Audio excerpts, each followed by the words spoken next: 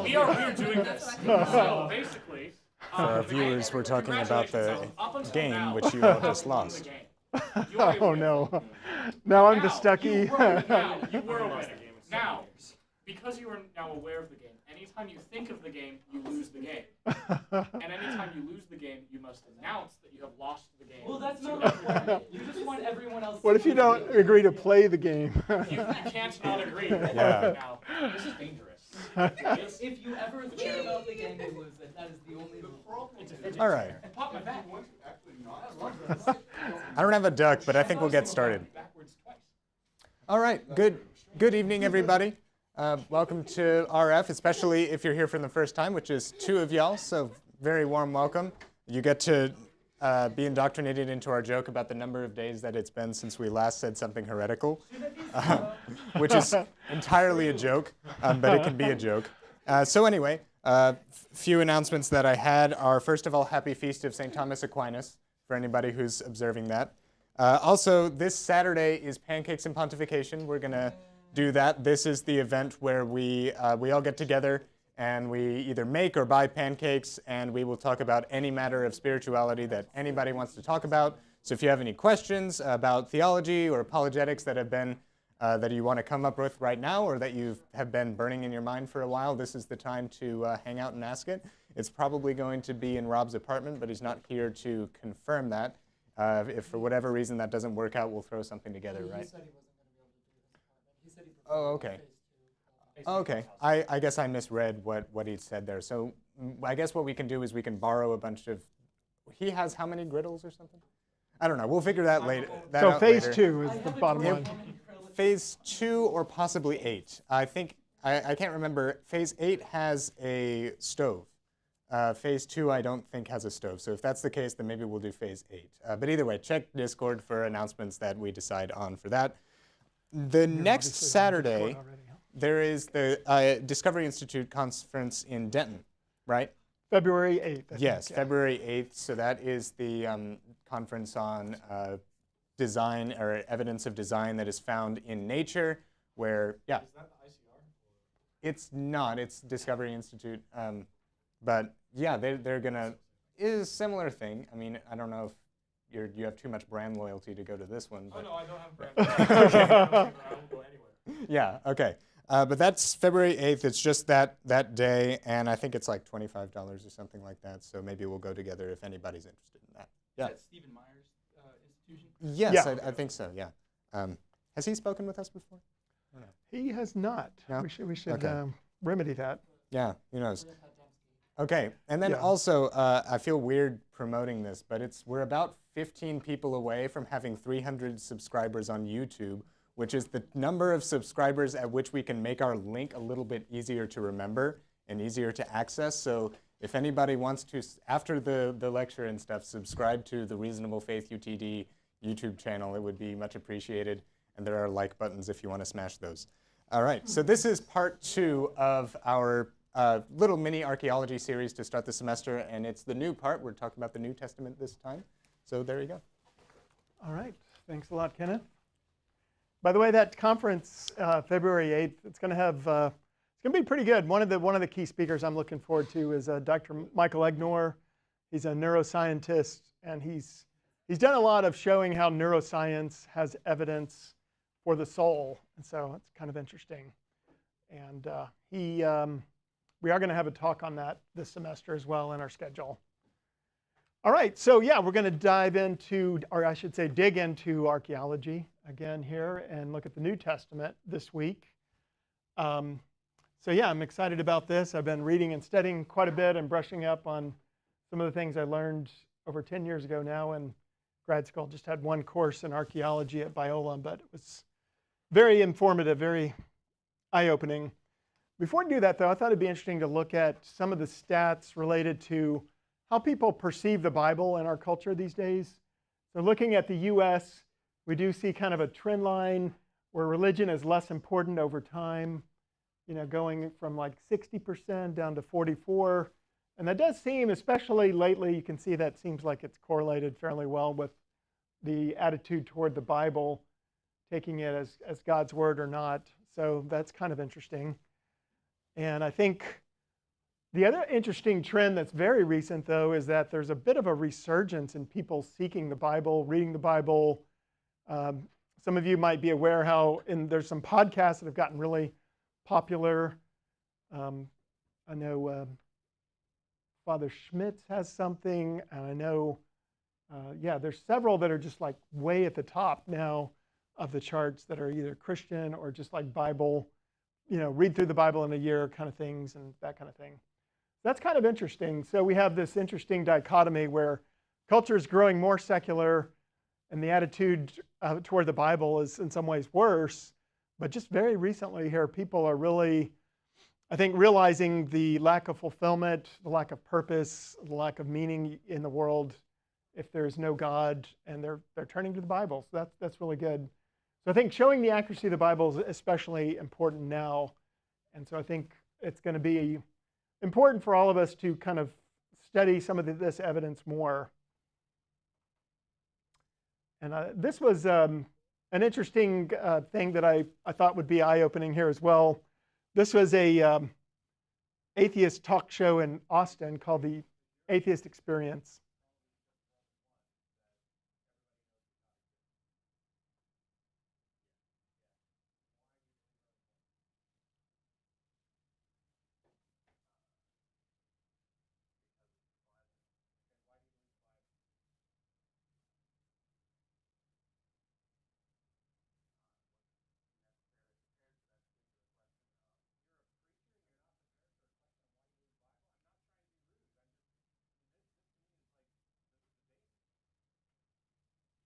All right. So sorry, the sound wasn't a bit louder there, but it's kind of an embarrassing exchange there, isn't it? So that's what we want to avoid, right, in our conversations with non-believers. Maybe we have some non-believers here. Anyway, the point is the importance of the Bible, whether it's true or not, is something that needs to be defended and not just assumed. And archaeology can weigh in on that. So I encourage you to think about how would you have answered that question? And think of ways that, would your answer differ from that which, say, a Muslim would give about the Quran, or maybe a Mormon about, the Book of Mormon or one of their holy writings? It can't just be, well, I have this feeling that it's right. we need to do better than that, right? And so I think archaeology can weigh in and provide some of that evidence. I will make the case tonight that archaeology does affirm a lot of the New Testament, and we'll discuss, why it doesn't. We can't affirm everything, right? Every little thing that it talks about. But where we can check it against history and archaeology, I think the New Testament passes with flying colors. So there's way too much to cover in a short time frame like this. So we're going to focus on a few significant findings. And also, we're going to focus more disproportionately on objections. We're going to try to look at what are the skeptics saying about the Bible, where it's wrong, and really dive in there. Because if you can show that, the top scholars like, say, Bart Ehrman, he's trying to attack the Bible, if you can have a good response and understand that, hey, that actually, his argument doesn't work, that can really bolster your confidence in the Bible. So this is the one slide repeated from last week. I'll go through it pretty fast, but I see a few people weren't here last week. Just kind of want to set the table in terms of the expectations for archaeology. What can it show? What can it not show? One of the good things is that sometimes we learn more about biblical culture and times, how to interpret passages in the Bible from archaeology. So that can be really cool. But the main thing, I think, is the reliability aspects. Both the Old and the New Testament make a lot of claims about what happened in different time frames. You're able to cross-check those and see, well, is it accurate?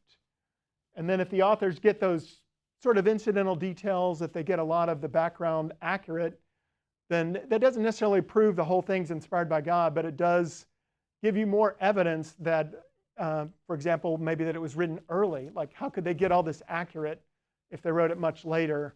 They look a lot more like eyewitnesses if they're writing it early and if they're reporting accurately. There's actually a lot of examples of people, making up stories and getting a lot of this kind of thing wrong.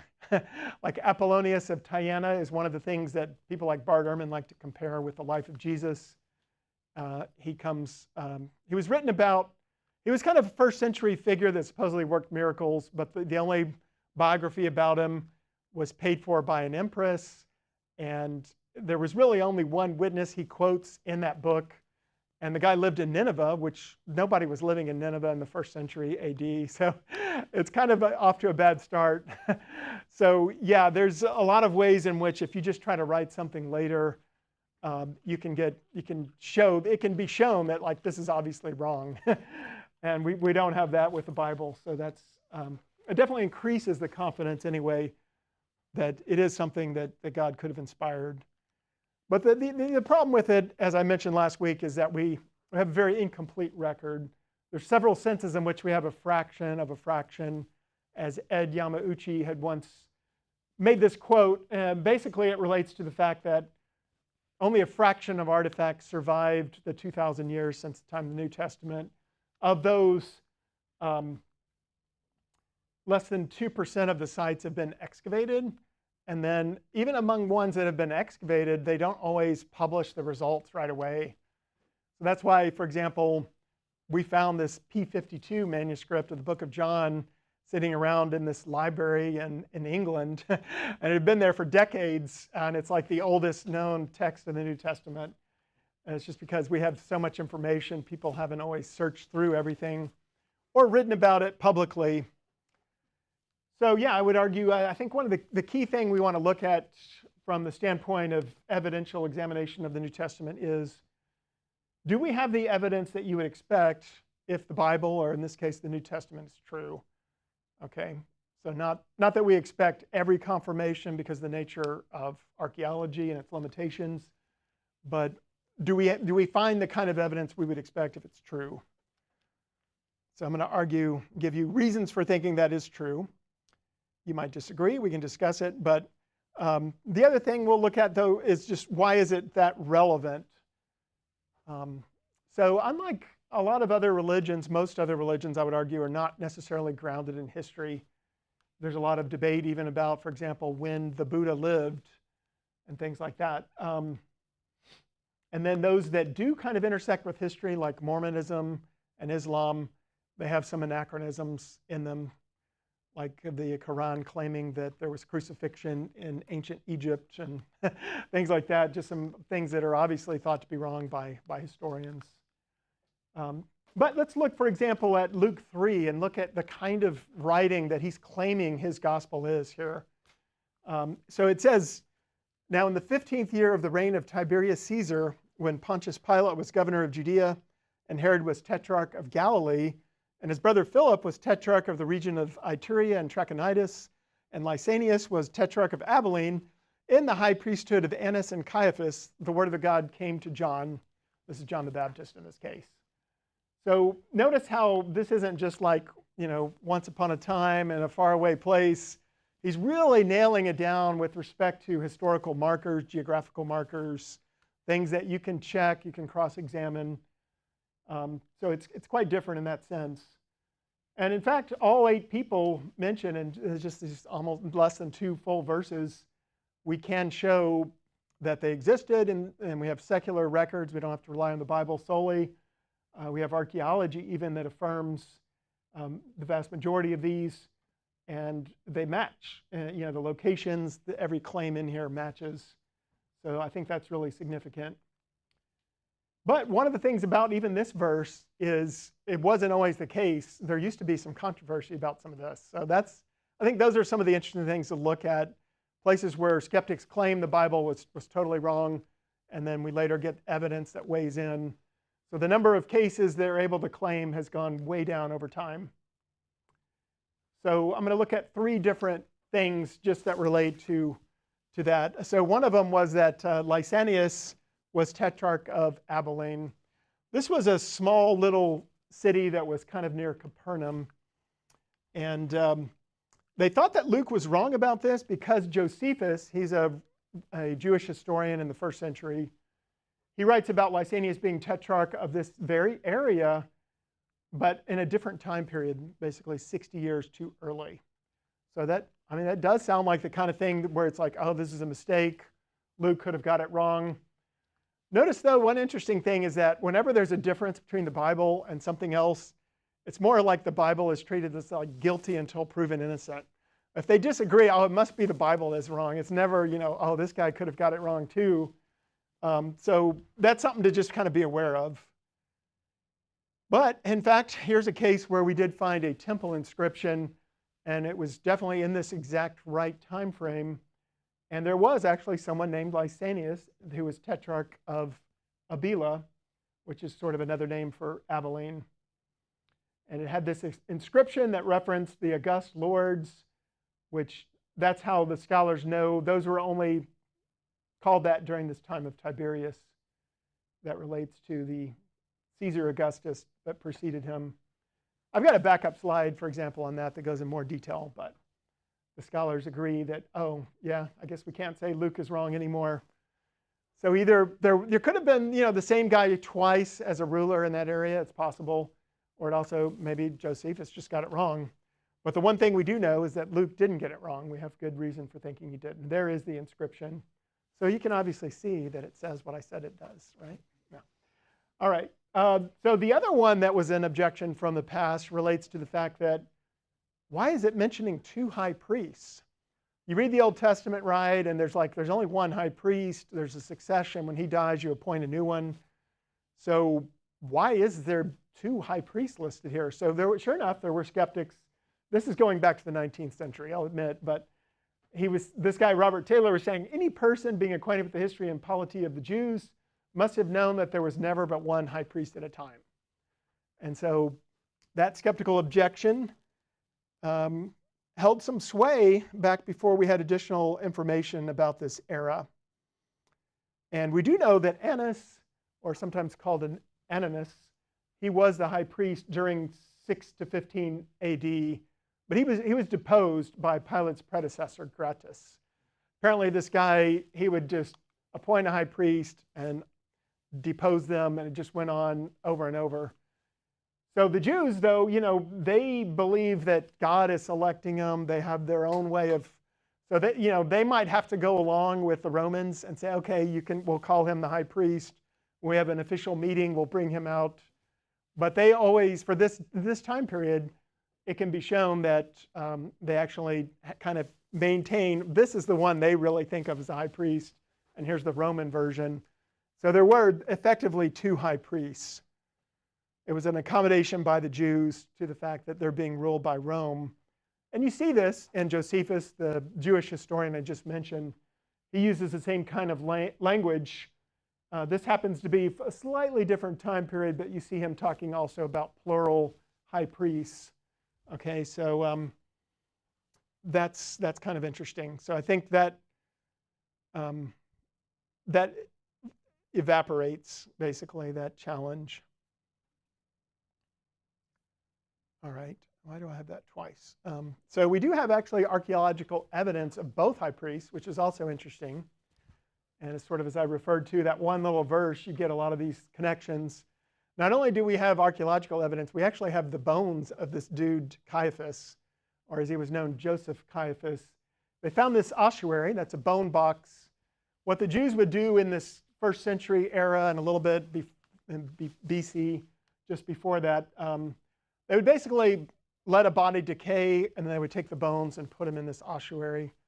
And then they're looking forward to, okay, they could be resurrected and things like that. But they're very much trying to preserve the bones and keep a person's bones all together. So this is smaller. It's not big enough as a casket to put in, full-length body, but it's big enough for the femur and a little bit more. But this was a very rare one in terms of it being ornate. It has this guy's name on it as Joseph Caiaphas in the inscription on the side. So most scholars, even secular scholars, think, yeah, that probably was this guy. And his bones were actually that of about a 60-year-old. So if you kind of look at the account in the New Testament, you could sort of estimate he probably would have been roughly about that age.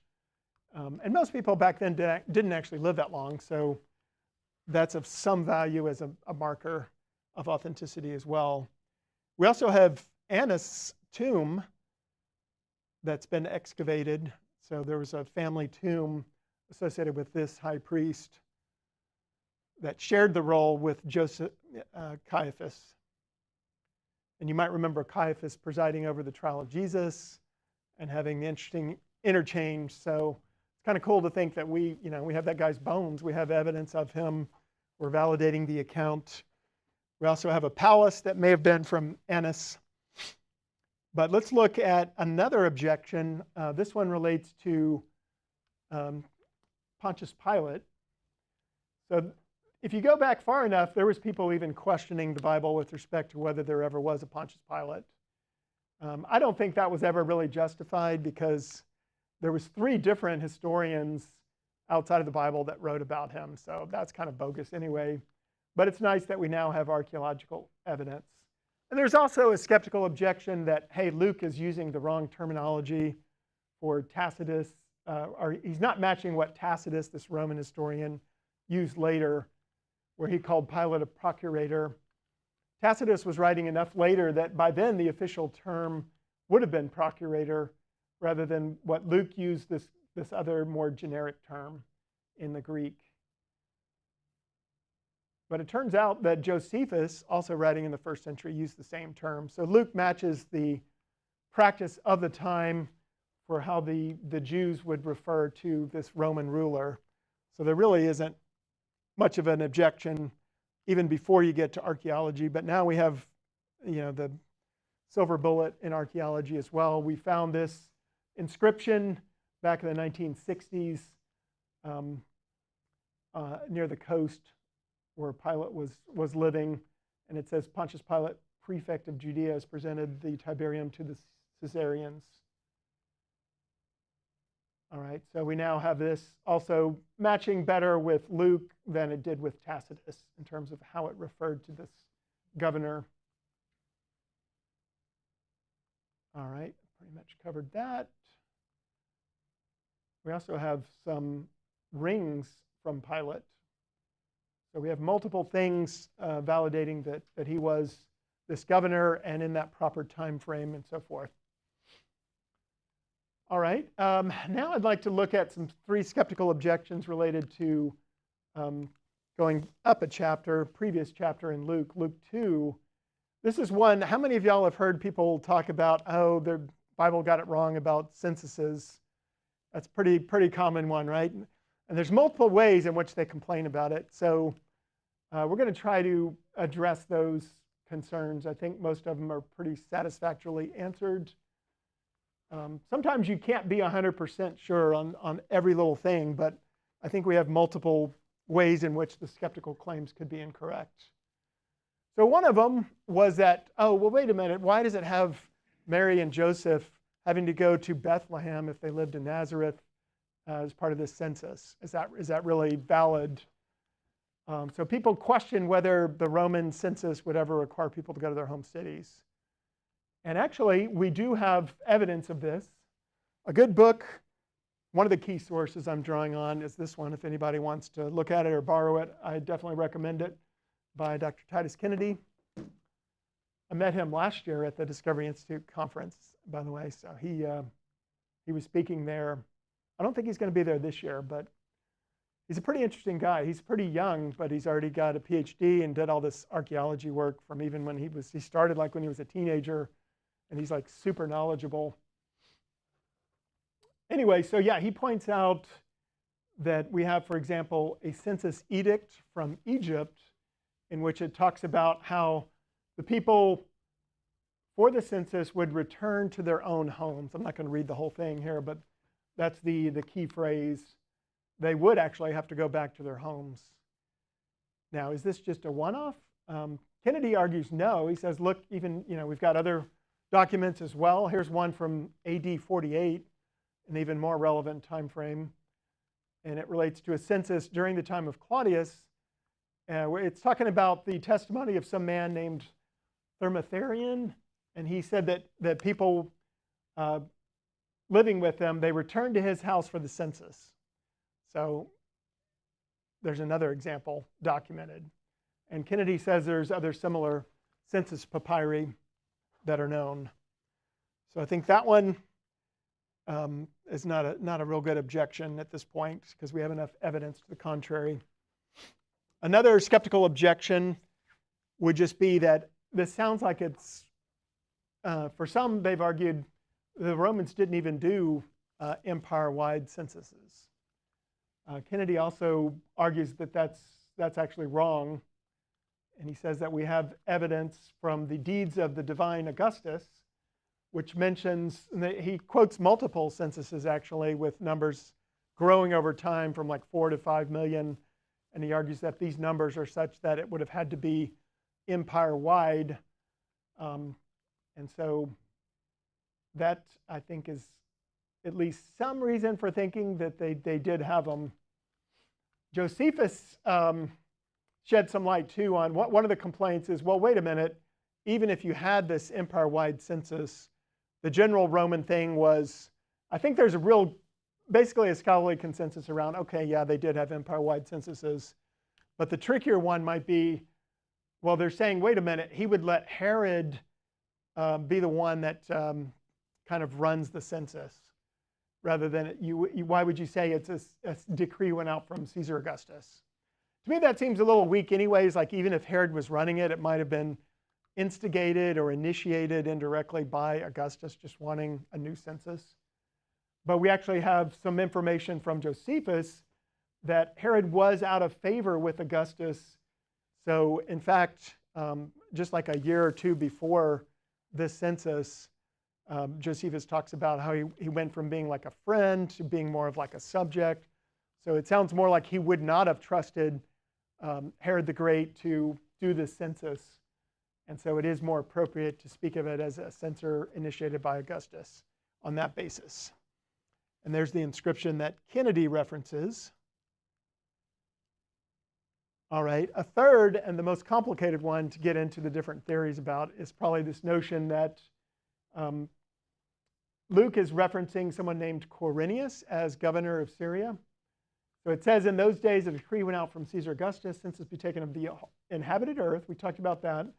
This was the first census taken while Quirinius was governor of Syria, and everyone was on his way to register for the census, each to his own city. So now we're on to sort of the third of these three objections, the one in the middle sentence there. And so we do know that Quirinius was governor in this region 12 years later. And so it looks like, oh, he just messed up and called it incorrectly. That's so the skeptics claim. All right, so how do we respond to that? Here I'm also drawing on some of the responses that Tim McGrew has put together through his studies. So he argues that you really have to account for a couple things. If you look carefully at what all that Luke writes about, he mentions a census also in the book of Acts that seems to be this newer census by Quirinius. And so we know that Luke knows Jesus was born during the reign of Herod the Great. That puts it more in like 6 BC or so. But he also knows about this taxation under Quirinius in AD 6. Okay, because that's mentioned explicitly in Acts 5. All right, so to say that Luke got this totally wrong seems a little bit improbable just on that basis, but maybe he did. But I think we want to look carefully at what does the original Greek actually say. We're reading, English translations of something that was in Greek. The other thing about the original writing of ancient Greek at this time is they used all capital letters. And so it was hard to sometimes distinguish between maybe a couple of candidate words. And one of them is relevant here that relates to how it's translating this phrase about the first census taken while Quirinius was governor. So there's really two different questions about interpretation here, or translation into English. So the first thing that Kennedy emphasizes, and I think I looked at a lot of lexicons, you can look online and see how people translate certain Greek words. And the word translated as governor there, it really is just the sort of I'm probably butchering it, but it's related to the word hegemony that you guys have probably maybe heard of as far as just like power and so forth, which is a very generic term. It seems that this ancient Greek term is similarly generic. It's just like a ruler. So it doesn't necessarily seem to be a title of governor anyway. And so then Dr. Kennedy, he points out that Quirinius was known to be a military commander in this time and area at that time of 6 BC. And he also documents how normally the people running the census were the Roman military. And so it would be probably more appropriate if you're talking about a local official dealing with the census to talk about who was the supreme military commander in that area at that time. And apparently that seems to have been Quirinius. So I think that alone answers the objection pretty well. But also Tim McGrew, I know his dad was like a seminary prof. He grew up knowing Greek and the 10 Little Indians song to the Greek letters. But he says, actually he focuses on this translation. The original Greek, these are identical if you're in all capitals. Okay, so he points out we really have no information about which of these two Greek words that we have in the original text.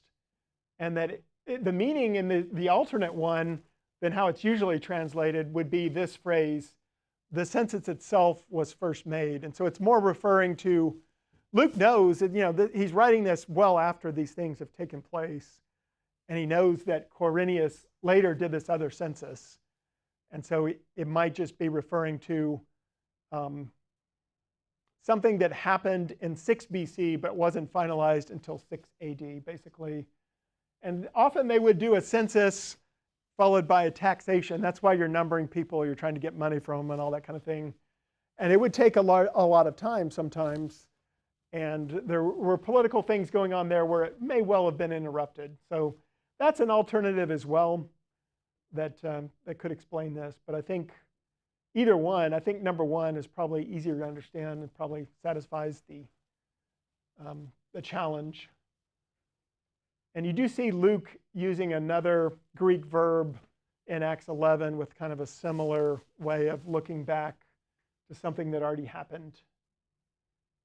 So sorry if I spent too long on a really tiny detail there, but that's like one of the biggest things that skeptics love to throw out there is Quirinius. Luke is totally wrong. So I think there's multiple ways to respond to that challenge. All right, so let's mention a few kind of incidental things archaeology gives us.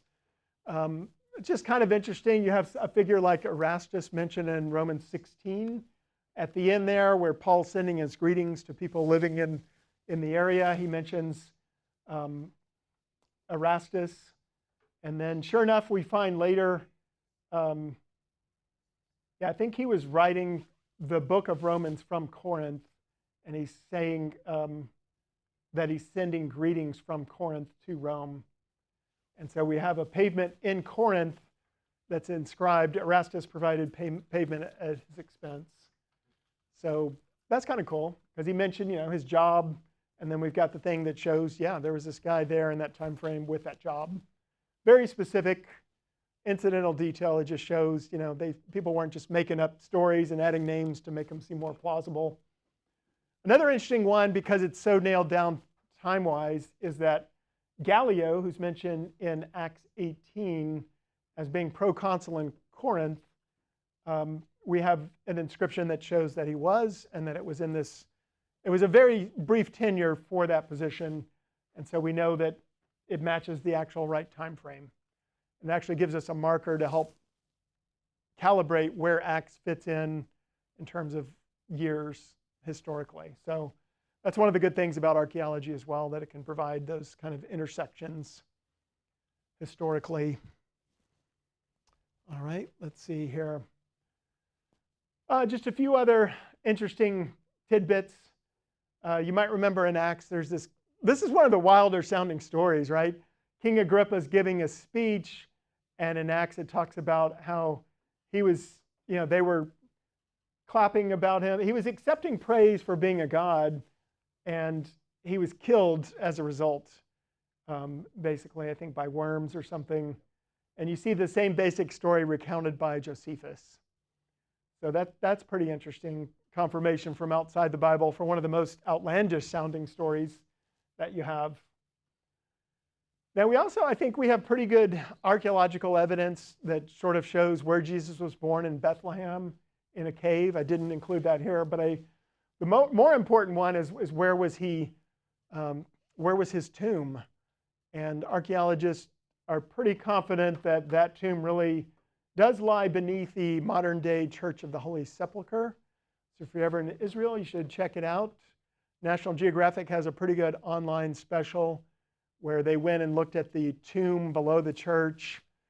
There's a long sordid history with this where the Muslims came in and destroyed something, and then we still can get at the original tomb, and even this first century bench is there apparently. So, and they validated the timing of it.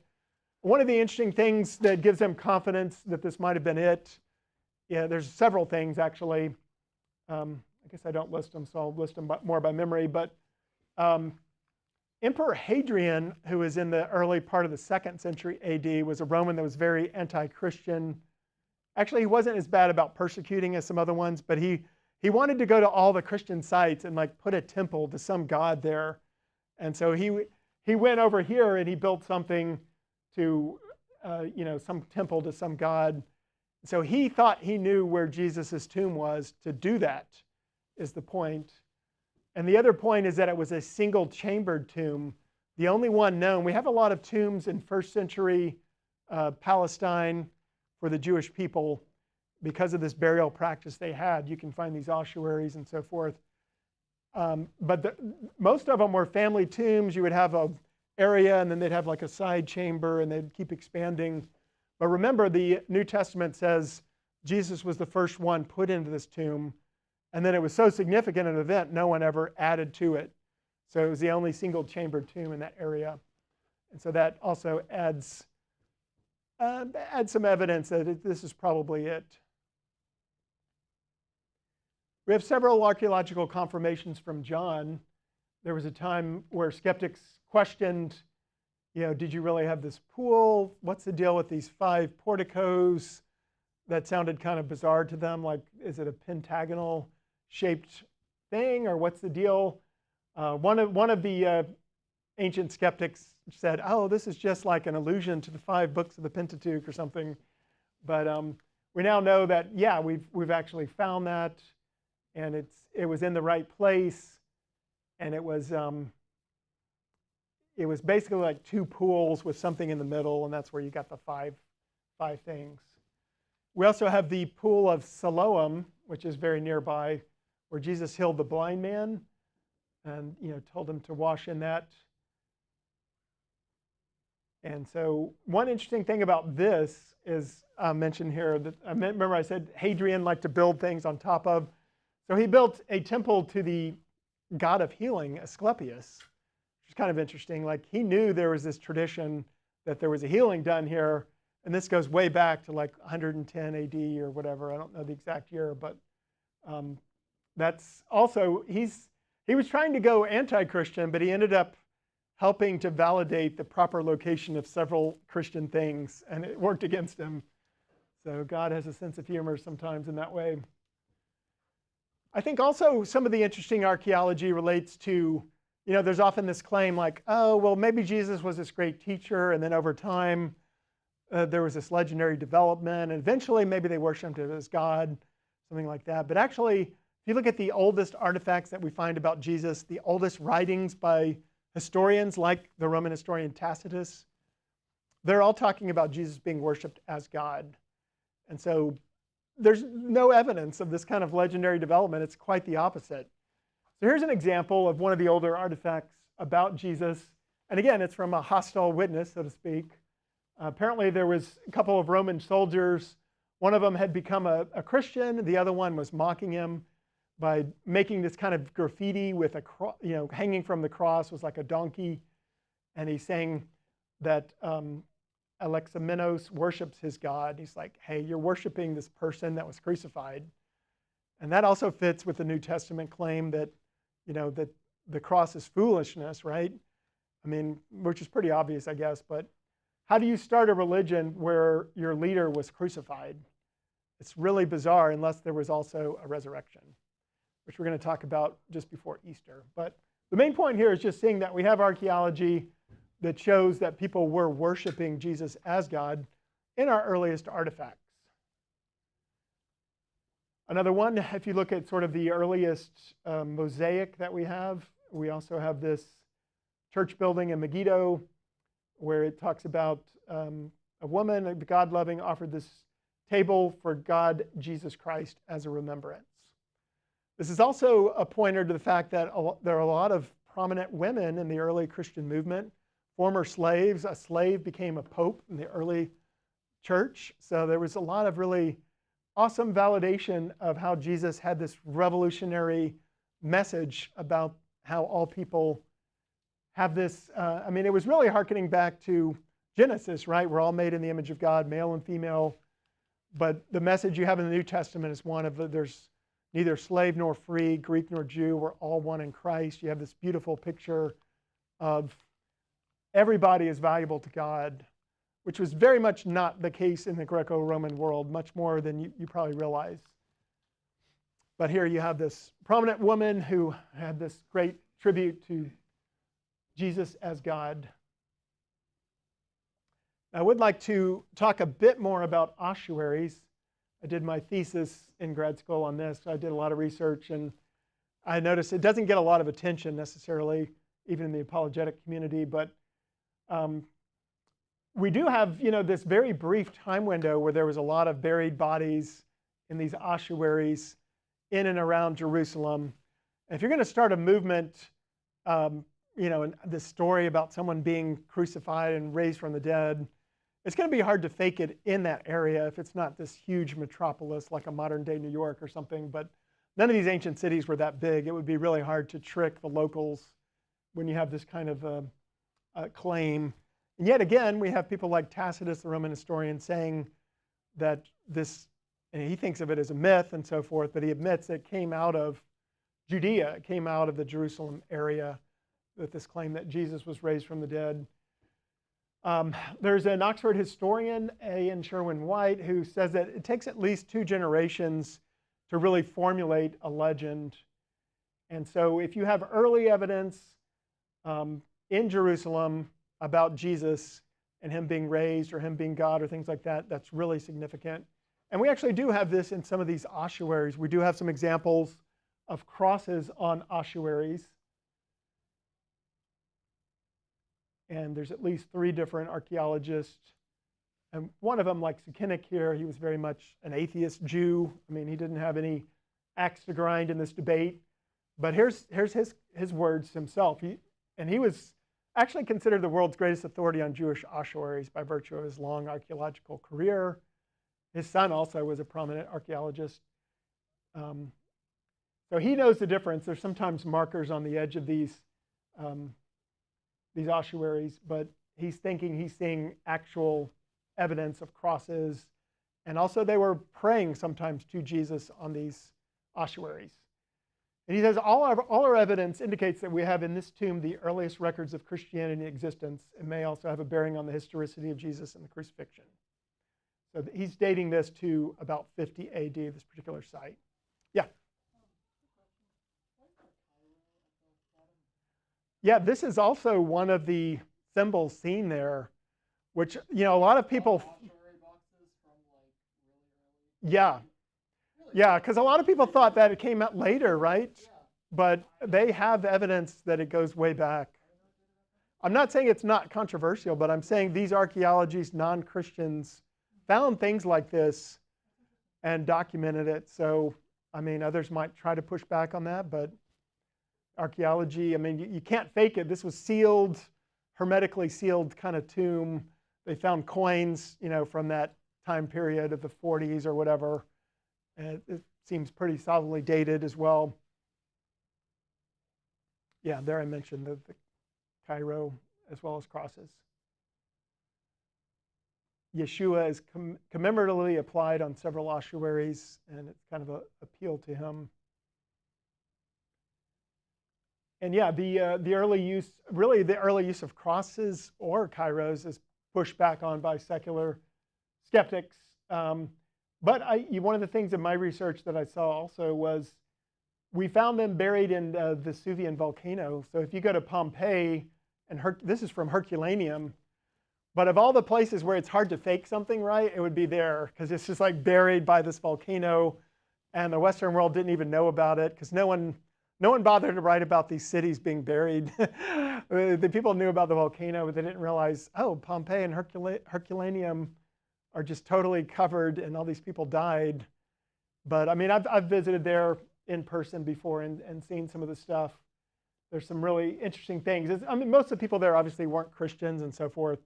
But the fact that there's any at all, there's a few little markers. There's also this kind of acrostic thing that people attribute as being a Christian artifact.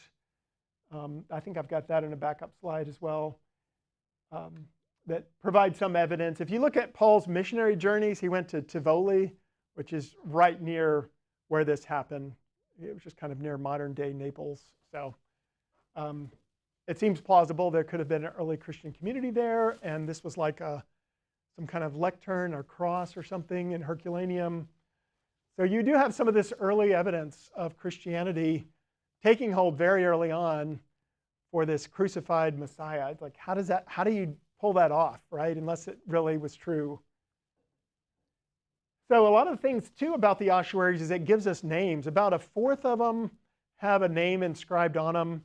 And so we can, we've mentioned in previous times here in this group how you can look at the names and the popularities and compare them to the New Testament, and they match up quite well. And the New Testament uses these disambiguators. Like Simon was the most common name, and so you have Simon the leper, Simon the tanner, Simon Peter. Every time someone's Simon, they've got to have some other sort of disambiguator, to use the terminology from Wikipedia. But yeah, you have some names from the Bible on ossuaries. Some of them may be the actual person mentioned there. Sometimes that's hard to tell, right? If it's a common name, you really have no idea. But if it's a rarer name, Sapphira maybe. We do have Lazarus, Mary, and Martha of Bethany, a little bit outside of Jerusalem. We think we probably have Lazarus' tomb where he was buried the second time, which is pretty cool. Salome, the proselyte, could be the one in Mark 15. This one's even more likely. Simon of Cyrene and his son Alexander, we have their ossuaries, the guy that carried the cross of Jesus. And being from Cyrene, I think it may have mentioned that on the ossuary, if I remember right. Those were not as well. Alexander, having a Simon of Cyrene would not be a common thing in an ossuary near Jerusalem, put it that way. We might possibly have the replacement apostles, Matthias, Joseph Barsabbas. Okay, and even if some of these are just coincidences, the fact that the names match show that these were probably written early by eyewitnesses. People weren't just making up names and things like that. We have the house of David mentioned in ossuary, showing that people would track their lineages. Sometimes skeptics will challenge, like, wait a minute, how do you know these really of the tribe of Judah? And how do you know the lists, the genealogy lists that are given in the New Testament? We can talk later sometime about that challenge with them being different as well. But anyway, the ossuaries give us a lot of interesting information that I think that does validate the New Testament. One of the ones when I was taking this class, it was more controversial, but it seems now that people realize that we really do have the ossuary of Jesus' brother James. Okay, so the interesting thing about this one is it just showed up on the antiquities market. So the guy that found it, it wasn't an archaeologist going to one of these tombs and finding it, which is never ideal, right? So there's questions when that happens. Could he have forged it? Things like that. But they had a trial, and apparently a couple of people lied about this and said things that they had to retract during the trial. But the inscription is now shown to be definitely not forged. And it's very interesting because it says Jesus, brother of James, brother of Jesus, son of Joseph. So normally, almost every ossuary, if it says anything other than the person's name, it's going to say the name of the father, right? So it's sort of a patriarchal, old-fashioned culture. It doesn't really mention the brother. Only one other out of these thousands of ossuaries mentions a brother. But here we have it mentioning brother of Jesus, son of Joseph. What are the odds of the conjunction of all those? And why would you mention the brother unless he's significant? So it's true that Jesus was a fairly common name, but this seems likely that it could have been the actual brother, which we do know, by the way, from Josephus. We know that James, the brother of Jesus, died a martyr's death. And so that's powerful evidence as well. How do you not know if your brother is tricking everybody, right? And what would make you think he's really God unless he rose from the dead? Which we actually see in the New Testament. The brothers are skeptical about Jesus early on in the gospel accounts. So something changed, and he became the leader of the Jerusalem church, according to Josephus. And he was willing to die for that belief. So that's powerful. And now we even have evidence that we have his ossuary. It's definitely been dated to the right time frame, or you could say at least old enough. And that would make it the earliest written reference to Jesus, which is really significant. It's been authenticated by two eminent paleographers who they'll look at this, under a microscope, and the so-called patina. If you have an inscription and you age it for 2,000 years, it leaves markers that you can see in the microscope that are really hard to fake, apparently. And so these people think that it's totally legitimate. So there was a forgery trial, though, because, as I said, some people lied about this. Someone claimed to have seen the ossuary without the brother of Jesus part. So that does sound like forgery, right? But they showed later they had some pictures. This was just sitting around in this guy's apartment for years. He didn't know what he had. And so they looked at those and are like, no, it always has it. And this guy had to admit at trial, like, okay, I never really saw that. I lied. So, yeah, I think there's no reason to really be skeptical of that. Even though some might still push back, it seems like it's at least somewhat more likely than not that it really is the bone box of James, the brother of Jesus. Now, kind of getting toward the end of our time here, but a couple of other interesting things to explore would be archaeological evidence relating to crucifixion. So there's a couple things skeptics have tried to challenge about the gospel accounts.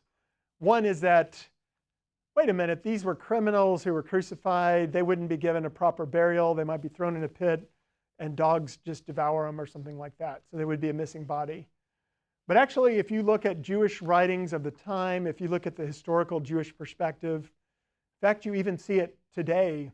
After October 7th, they went to extraordinary efforts to find, body parts, bones, and things like that, because of the way that the Jews revere getting the bones, just like they did in these ossuaries. They want to get the person, get everything from them, and preserve that for this future resurrection that most of them, maybe not all of them, like the Sadducees, didn't believe in.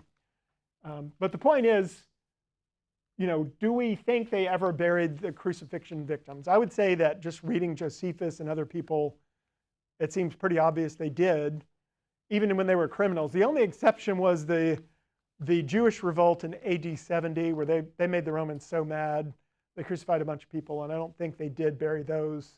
But that was more of a one-off extreme case where they were just extremely mad at these people for rebelling.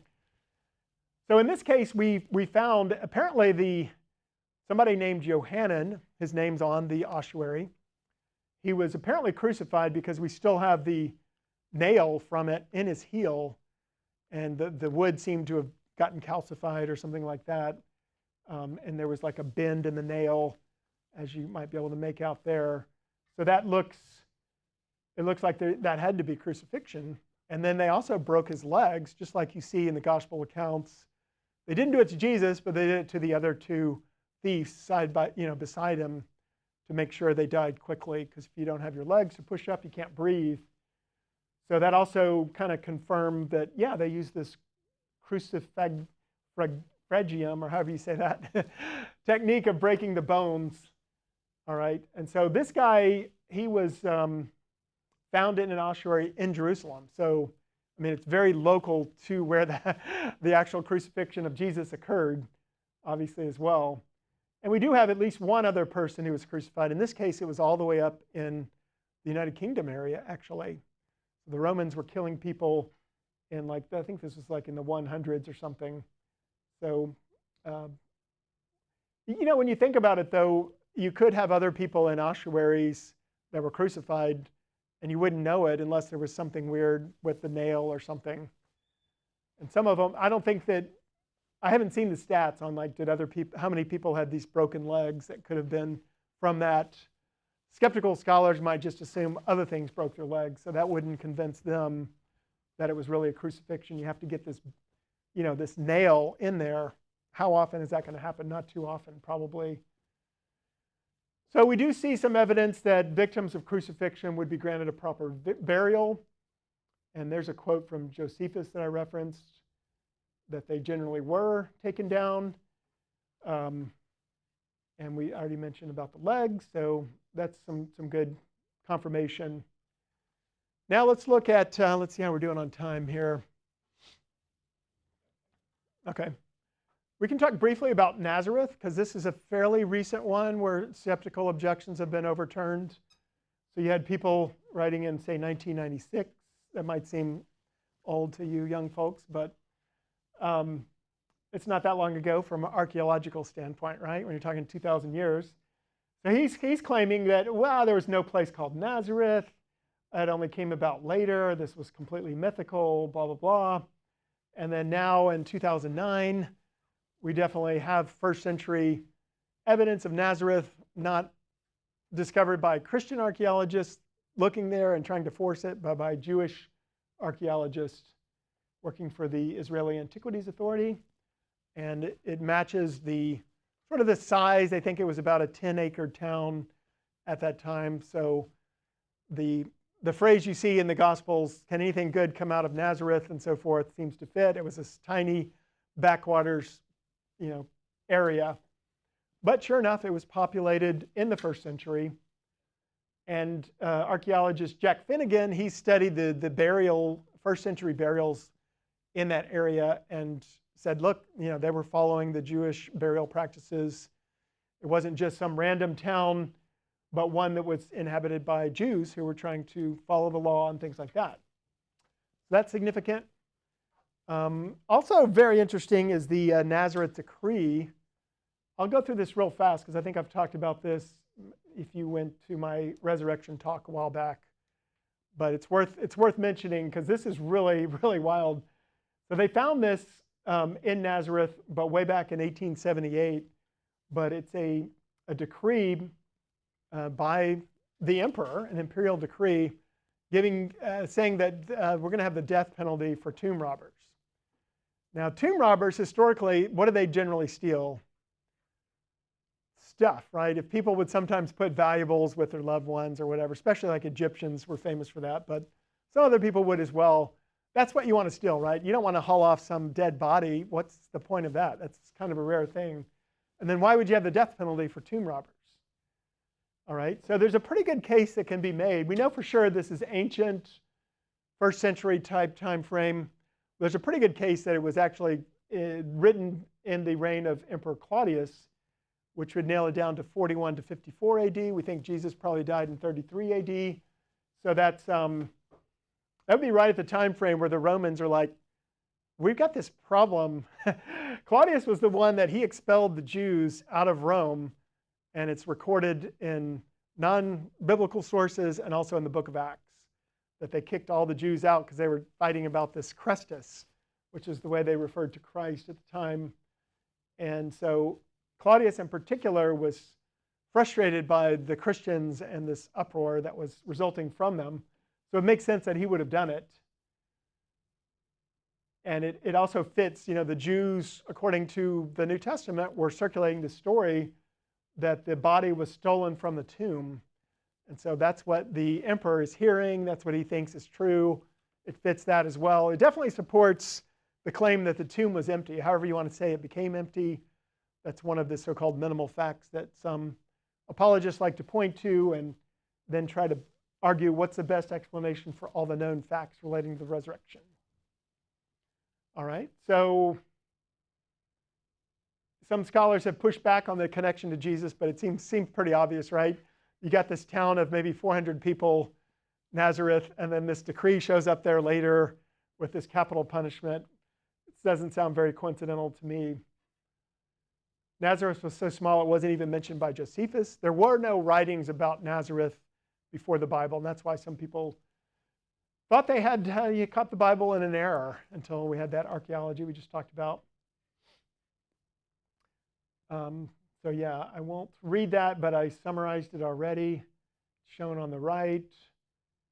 There's a pretty strong case connecting this to Jesus that relates to some of the things I just indicated, but also if you look at the terminology, we have other decrees by Claudius, and he uses some similar verbiage. So some scholars have kind of pointed this out, and as part of a cumulative case, it makes it seem that, yeah, it's pretty plausible, probably likely that it was Claudius who issued this decree.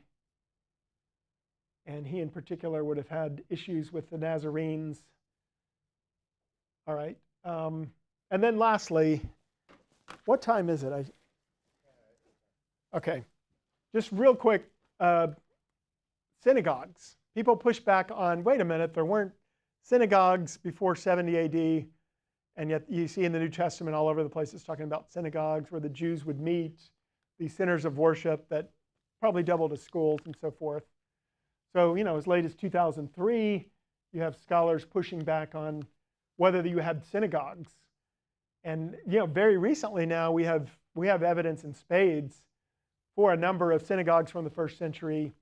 And in particular, the one at Capernaum is significant since Jesus, is interacting there, and you have records of that. It's said to be an impressive structure if you look at the biblical account. And sure enough, we have evidence for a first century synagogue in Capernaum, and that was larger than other ones. So it seems to have been an impressive structure. Thick walls, much larger floor plan.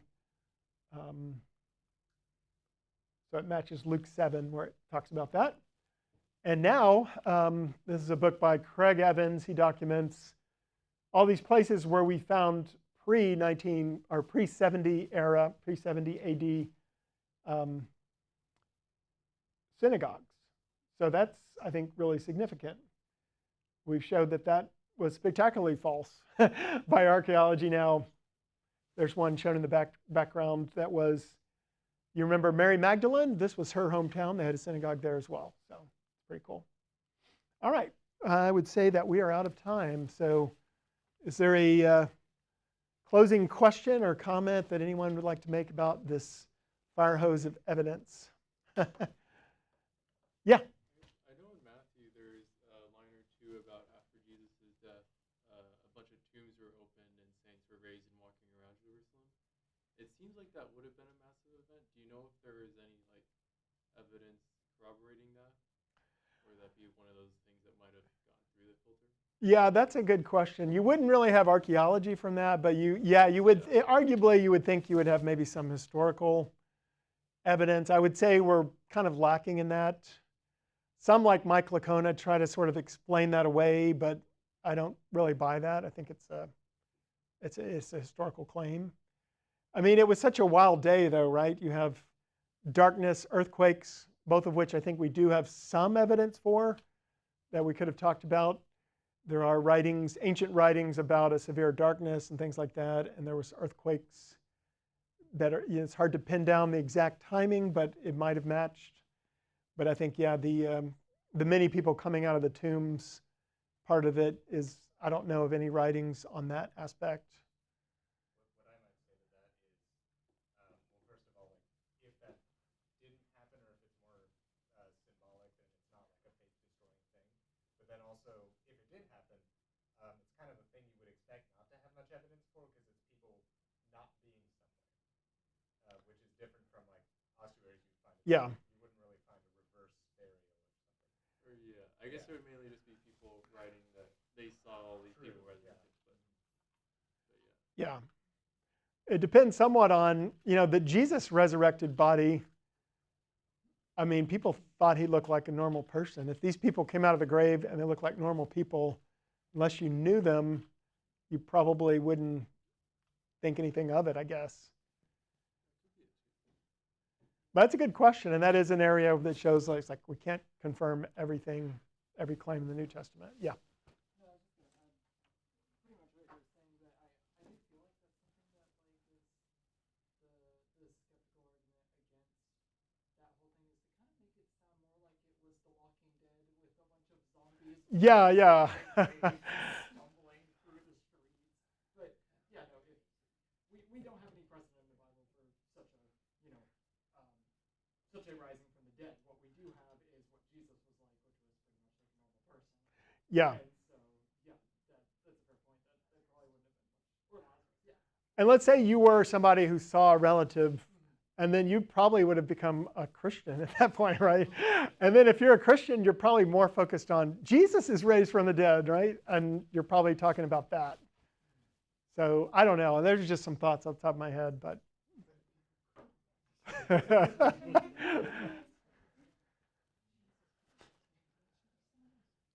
All right, so where are we going for dinner tonight, Kenneth?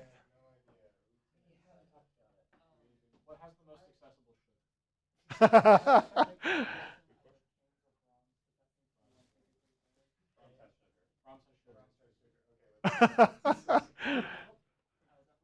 All right. Yeah, thank you guys. Sorry we don't have more discussion. I need to figure out a way to be more discussion oriented for this kind of stuff. But